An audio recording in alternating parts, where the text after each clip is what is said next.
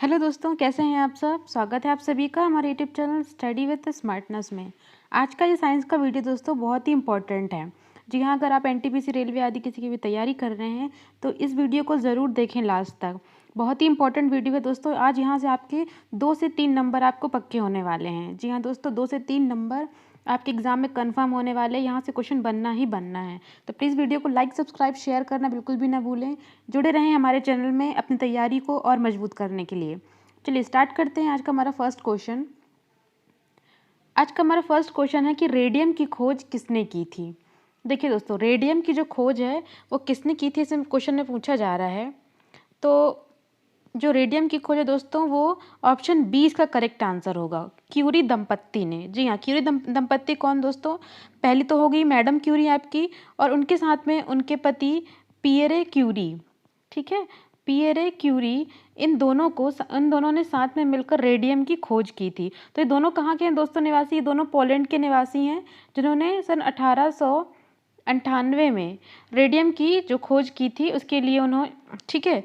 तो ये madam Curie जो हैं दोस्तों, मैडम क्यूरी की अगर हम बात करें तो इन्हें रसायन के क्षेत्र में और भौतिकी के क्षेत्र में, तो रसायन के क्षेत्र में 1911 में और भौतिकी के क्षेत्र में 1903 में इन्हें नोबेल प्राइज़ प्राप्त हो चुका है। ठीक है दोस्तों, तो मैडम क्यूरी एक पहली ऐसी महिला हैं जिन्हें रसायन और भौतिकी दोनों के अलग अलग क्षेत्रों में ही नोबेल प्राइज़ प्राप्त हो चुका है। तो जो रसायन के क्षेत्र में अगर हम बात करें दोस्तों, तो रसायन के क्षेत्र में इन्हें रेडियम के शुद्धिकरण के लिए इन्हें नोबेल प्राइज़ मिला था। और भौतिकी के क्षेत्र में जो है वो रेडियो एक्टिविटी के संबंध में जो खोजें हुई हैं उसके लिए इन्हें नोबेल प्राइज़ मिला है। ठीक है दोस्तों, तो लेकिन एक चीज़ और इम्पॉर्टेंट है, जो मैडम क्यूरी हैं उन्होंने एक और चीज़ की खोज की थी, तो वो है पोलोनियम। जी हाँ दोस्तों, एक और तत्व है पीरियोडिक टेबल में, अगर आपने देखा होगा तो पोलोनियम एक ऐसा तत्व है। ठीक है, तो मैडम क्यूरी के बारे में हमने यहाँ पे सारी जानकारी ले ली है दोस्तों, कि मैडम क्यूरी एक पहली महिला हैं जिन्हें रसायन और भौतिकी दो अलग अलग क्षेत्रों में नोबेल प्राइज़ प्राप्त हो चुका है। पहले उन्हें भौतिकी में मिला था 1903 में, और दूसरी बार रसायन के क्षेत्र में मिला था 1911 में। ठीक है, तो रेडियम की जो खोज हुई थी वो कब की गई थी? 1898 में। 1898 में रेडियम की खोज हुई थी। ठीक है, तो रेडियम की खोज की अगर इस क्वेश्चन की बात करें तो करेक्ट आंसर हो जाएगा क्यूरी दंपत्ति ने। केवल मैडम क्यूरी इसमें नहीं थी, इनके साथ इनके पति पियरे क्यूरी भी मौजूद थे। चलिए आगे बढ़ते हैं हमारे नेक्स्ट क्वेश्चन में। डेवी का किस अनुसंधान में योगदान रहा है? तो डेवी का अगर हम बात करें दोस्तों, वैज्ञानिक डेवी जो हैं उनका किस अनुसंधान में प्रमुख योगदान रहा है? तो उसका करेक्ट आंसर होगा ऑल ऑफ द अबव। जी हाँ, ऑल ऑफ द अबव। क्यों?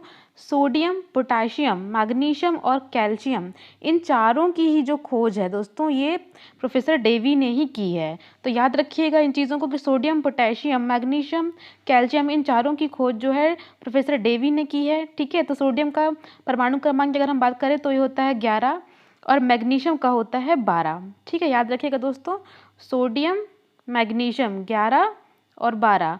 पोटेशियम का होता है 19 और कैल्शियम का होता है 20। ठीक है, ये परमाणु क्रमांक भी आप लोग याद रखिएगा, सोडियम, मैग्नीशियम 11, 12 और पोटेशियम, कैल्शियम 19, 20 होता है।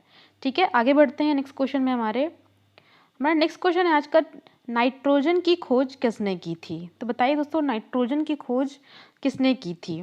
तो नाइट्रोजन की जो खोज है दोस्तों वो की थी रदरफोर्ड ने। जी हाँ, रदरफोर्ड ने जो है नाइट्रोजन की खोज की थी। तो अगर इसमें देखिए दूसरे भी जो नाम आ रहे हैं, नाइट्रोजन की खोज रदरफोर्ड ने की थी, इसके अलावा एक नाम आ रहा है कोसले। तो कोसले की खोज किसने की दोस्तों, ये भी जानना ज़रूरी है। देखिए दोस्तों, आज का जो ये सेशन है आपका साइंस का, ये बहुत ही इंपॉर्टेंट है। इसमें हर एक चीज़ के बारे में बहुत अच्छे से बताया गया और सारी ही चीज़ें एग्जाम पॉइंट ऑफ व्यू से इम्पॉर्टेंट है। ठीक है, तो इसमें देखिए कोसले का जो नाम है वैज्ञानिक, इन्होंने किसकी खोज की थी? इन्होंने वैद्युत संयोजकता की खोज की थी। ठीक है, तो कोसले का योगदान है वैद्युत संयोजकता में। नेक्स्ट है हमारा वर्जीलियस। वर्जीलियस की अगर हम बात करें दोस्तों, तो जो वर्जीलियस हैं इन्होंने उत्प्रेरण, याद रखिएगा उत्प्रेरण, और इसके साथ ही थोरियम की भी इन्होंने खोज की है। ठीक है, तो वर्जीलियस के लिए दो खोजें इंपॉर्टेंट है, पहली तो एक उत्प्रेरण और दूसरी है थोरियम। तो थोरियम तत्व की भी खोज किसने की है? वर्जीलियस ने। इसके बाद कैवेंडिश आता है दोस्तों, जिसका आंसर आपको आई थिंक पता होगा कि कैवेंडिश ने किस तत्व की खोज की थी। तो इन्होंने जो तत्व की खोज की है दोस्तों वो है हाइड्रोजन। ठीक है, कोसले ने वैद्युत संयोजकता, वर्जीलियस ने उत्प्रेरण के साथ थोरियम और कैवेंडिश ने हाइड्रोजन और रदरफोर्ड नाइट्रोजन पता ही है। चलिए आगे बढ़ते हैं क्वेश्चन में। क्लोरीन की खोज किसने की थी? क्लोरीन की खोज किसने की है दोस्तों? इसका आंसर होगा ऑप्शन ए, शीले। ठीक है, क्लोरीन की खोज किसने की है? शीले ने। अब देखिए इसके साथ एक ऑप्शन बी भी है, शीले एवं प्रिस्टले। तो शीले और प्रिस्टले ने दोस्तों दोनों ने साथ मिलकर ऑक्सीजन की खोज की है। ठीक है, जहाँ पर दोनों का नाम आता है शीले और प्रिस्टले का साथ में, तो वहाँ पर उन्होंने ऑक्सीजन की खोज की है और केवल शीले ने अकेले क्लोरीन की खोज की है। ठीक है, वर्जिलियस का हमने देख चुके हैं। कैलोप्रोथ का यहाँ पर नाम आ रहा है। तो कैलोप्रोथ ने दोस्तों यूरेनियम की खोज की है। किसकी? यूरेनियम धातु की खोज की है। तो आई होप आपको ये पसंद आ रहा है दोस्तों। तो प्लीज़ चैनल को लाइक करें, वीडियो को लाइक करें, सब्सक्राइब करें, शेयर करें चैनल को। ठीक है, चलिए आगे बढ़ते हैं। नेक्स्ट क्वेश्चन में हमारा 5th क्वेश्चन है, पॉजिट्रॉन की खोज किसने की है? दोस्तों पॉजिट्रॉन की यहाँ पर बात की जा रही है। तो इसकी खोज, पहले आप आंसर देख लीजिए इसका कि इसका खोज किसने की हुई है। तो इसकी जो खोज है दोस्तों कार्ल एंडरसन ने की है। किसने की है? कार्ल एंडरसन ने। तो यहाँ पे अगर ये जानना जरूरी दोस्तों कि पॉजिट्रॉन होता क्या है। तो दोस्तों जिस तरह से हम जानते हैं कि जो इलेक्ट्रॉन होता है उसमें ऋण आवेश होता है। ठीक है, इलेक्ट्रॉन में क्या होता है? ऋण आवेश होता है। उस तरह से ये पॉजिट्रॉन होता है। लेकिन पॉजिट्रॉन में क्या होता है? धन आवेशित कण होता है। ये इलेक्ट्रॉन के ही समान पूरा गुण रखता है। जो इलेक्ट्रॉन के जैसे गुण होते हैं वही गुण पॉजिट्रॉन के भी होते हैं। लेकिन इसमें फ़र्क सिर्फ इतना है कि इसमें धन आवेशित पाया जाता है और जबकि इलेक्ट्रॉन में ऋण आवेशित पाया जाता है। तो सब पॉजिट्रॉन को दर्शाते हम किस तरह से हैं? तो इससे हम पॉजिट्रॉन को इस तरह से बीटा प्लस के रूप में दर्शाते हैं। इसका चिन्ह आप याद रखिएगा, एग्जाम में पूछा जा सकता है कि जो पॉजिट्रॉन का चिन्ह है वो बीटा प्लस होता है। एक चीज़ और दोस्तों, जब भी इलेक्ट्रॉन और पॉजिट्रॉन की आपस में टक्कर होती है तो इसी में से हमारी गामा किरणें निकलती हैं। क्या निकलती हैं? गामा किरणें। क्या हमने बोला कि इलेक्ट्रॉन की और पॉजिट्रॉन की, ये चिन्ह आपको याद हो गया होगा, बीटा प्लस इलेक्ट्रॉन प्लस। तो इन दोनों की आपस में टक्कर होती दोस्तों तो इसमें से गामा किरणें निकलती हैं। कौन सी किरणें? गामा किरणों की उत्पत्ति होती है। आई होप आपको पसंद आएगा दोस्तों। चलिए आगे बढ़ते हैं। नेक्स्ट क्वेश्चन है हमारा, निम्न में से किस क्षेत्र में आइंस्टीन का योगदान नहीं रहा है? क्वेश्चन ध्यान से देखिएगा दोस्तों, किस क्षेत्र में आइंस्टीन का योगदान नहीं रहा है हमसे पूछा जा रहा है। तो दोस्तों इन चारों ऑप्शन में से सापेक्षता का सिद्धांत, प्रकाश विद्युत प्रवाह, द्रव्यमान ऊर्जा समीकरण, ये तीनों ही जो हैं वो आइंस्टीन से संबंधित हैं। लेकिन जो यहाँ पर चौथा ऑप्शन है, ऑप्शन डी, व्युत्क्रम अनुपात का नियम, ये आइंस्टीन का सिद्धांत नहीं है, ये जो है डॉक्टर रिचर है, रिचर से संबंधित है। ये रिचर के अनुसंधान से संबंधित है। इसका करेक्ट आंसर क्या हो जाएगा दोस्तों? व्युत्क्रम अनुपात का नियम। ठीक है, अगर हम आइंस्टीन की बात करें दोस्तों तो इन्हें प्रकाश विद्युत प्रवाह के लिए 1922 में भौतिकी के क्षेत्र में नोबेल प्राइज़ प्राप्त हो चुका है आइंस्टीन को। सर आइंस्टीन को प्रकाश विद्युत प्रभाव के अपने योगदान के लिए इस क्षेत्र में 1922 में नोबेल प्राइज़ प्राप्त हुआ है भौतिकी के क्षेत्र में। ठीक है, तो यहाँ पर व्युत्क्रम, इसका करेक्ट आंसर है व्युत्क्रम अनुपात का नियम, जिसकी खोज की है रिचर ने। चलिए आगे बढ़ते हैं नेक्स्ट क्वेश्चन में। नेक्स्ट क्वेश्चन है हमारा, मोस्ले की प्रसिद्धि किस क्षेत्र में है? मोस्ले की जो प्रसिद्धि है दोस्तों वो किस क्षेत्र में मानी जा रही है? दोस्तों मोस्ले की जो प्रसिद्धि है वो परमाणु क्रमांक के क्षेत्र में मानी जा रही है।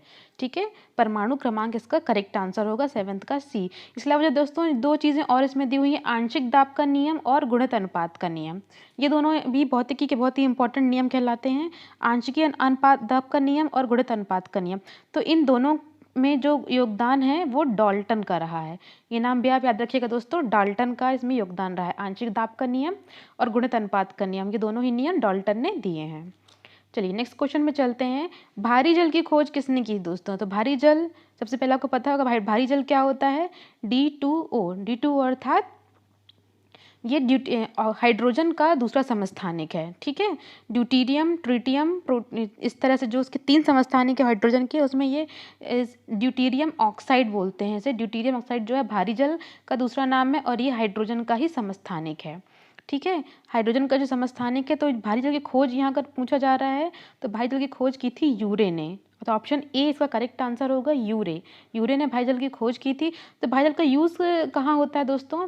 इसका यूज़ होता है नाभिकीय विखंडन, जो नाभिकीय रिएक्टर वाली क्रियाएं होती हैं, नाभिकीय विखंडन, ठीक है, नाभिकीय विघटन, सॉरी विखंडन नहीं विघटन, नाभिकीय विघटन के दौरान जब न्यूट्रॉन्स को अवशोषित करना होता है तो वहाँ पर हम भारी जल का यूज़ करते हैं। न्यूट्रॉन को अवशोषित करने से क्या होता है, जो पूरी रासायनिक अभिक्रिया है वो हमारी धीमी पड़ जाती है, ठीक है। तो जिस तरह से जितने ज़्यादा न्यूट्रॉन अवशोषित होते जाएंगे उतना ही वो जो रासायनिक अभिक्रिया है वो धीमी होती जाएगी। तो इस तरह से हम कहते हैं कि जो भारी जल होता है वो नाभिकीय क्रियाओं में एक मंदक के रूप में कार्य करता है। किस तरह कार्य करता है, एक मंदक के रूप में। नाभिकीय जो भारी जल है वो नाभिकीय क्रियाओं में मंदक के रूप में कार्य करता है। ये भी इम्पॉर्टेंट है। चलिए आगे चलते हैं। नेक्स्ट क्वेश्चन में हमारा विद्युत अपघटन का नियम किसने दिया है। तो विद्युत अपघटन का नियम दोस्तों किसने दिया है, आप बताइए। तो ये जो विद्युत अपघटन का नियम है दोस्तों, ऑप्शन ए इसका करेक्ट आंसर है, फेराडे। फेराडे ने जो है विद्युत अपघटन का नियम दिया है। अच्छे से याद कर लीजिएगा, एग्जाम में ज़रूर आता है इस तरह के क्वेश्चन। विद्युत अपघटन का जो नियम है वो फेराडे ने दिया है। इसके अलावा जो वर्कले की बात हो रही दोस्तों, तो वर्कले ने क्या दिया है, परासरण दाब का नियम दिया है। परासरण दाब का नियम दिया है वर्कले ने। इसके अलावा लोकेयर यहाँ पर नाम आ रहा है दोस्तों, बहुत ही फेमस है लोकेयर। तो लोकेयर ने भी एक तत्व की खोज की है, वो तत्व है हीलियम, ठीक है। तो ये सब याद रखिएगा कि लोकेयर ने हीलियम की खोज की थी। इसके अलावा जो रॉबर्ट बॉयल है दोस्तों, तो इन्होंने बॉयल का नियम दिया, इनके नाम में ही छुपा हुआ है इनका नियम। रॉबर्ट बॉयल ने बॉयल का नियम दिया है। चलिए आगे बढ़ते हैं। नेक्स्ट क्वेश्चन में हमारा, नेक्स्ट क्वेश्चन है हमारा, ध्यान से देखिएगा दोस्तों, यहाँ पर चारों ही ऑप्शंस बहुत इंपॉर्टेंट हैं। अपवर्जन का सिद्धांत किसके द्वारा दिया गया है, ठीक है दोस्तों। यहाँ पर पूछा गया है कि अपवर्जन का सिद्धांत किसके द्वारा दिया गया है। तो अपवर्जन का सिद्धांत दोस्तों सीधे सीधे ऑप्शन सी इसका करेक्ट आंसर है, पाउली।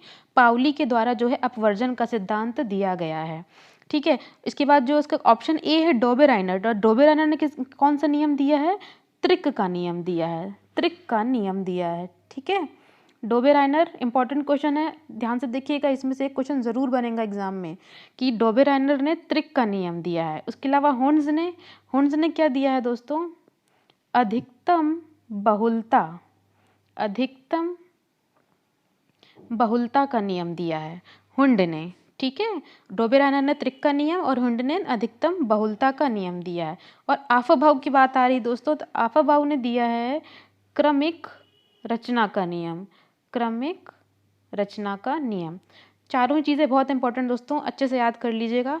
डोबेराइनर का त्रिक का नियम, हुंड का अधिकतम बहुलता का नियम, पाउली का अपवर्जन का सिद्धांत है, आफबाउ का क्रमिक रचना का नियम है। तो जितने भी अभी हमने ये चारों तरह के सिद्धांत की बात की है दोस्तों, तो इसी सीधे किससे संबंधित है आपको पता होना चाहिए। ये संबंधित है आपके आवर्त सारणी, पीरियोडिक टेबल से। ये सारे नियम और ये चारों जो भी हमारे साइंटिस्ट हैं वो आवर्त सारणी से सीधे सीधे संबंधित रखते हैं, ठीक है। आगे चलते हैं। बहुत ही फेवरेट क्वेश्चन एग्जाम के लिए दोस्तों, आधुनिक आवर्त सारणी की खोज किसने की है।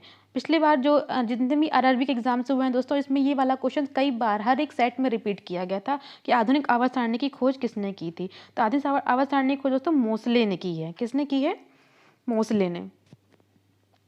इसमें आपका डिमिट्री मेंडलीव का भी नाम आता है। तो डिमिट्री मेंडलीव ने दोस्तों ये पहले इंसान थे जिन्होंने 1839 में आवर्त सारणी को बनाया था, ठीक है। अगर हम क्वेश्चन आएगा कि पहली बार आवर्त सारणी किसने खोजी थी, किसने बनाई थी, उसका आंसर होगा डिमिट्री मेंडलीव।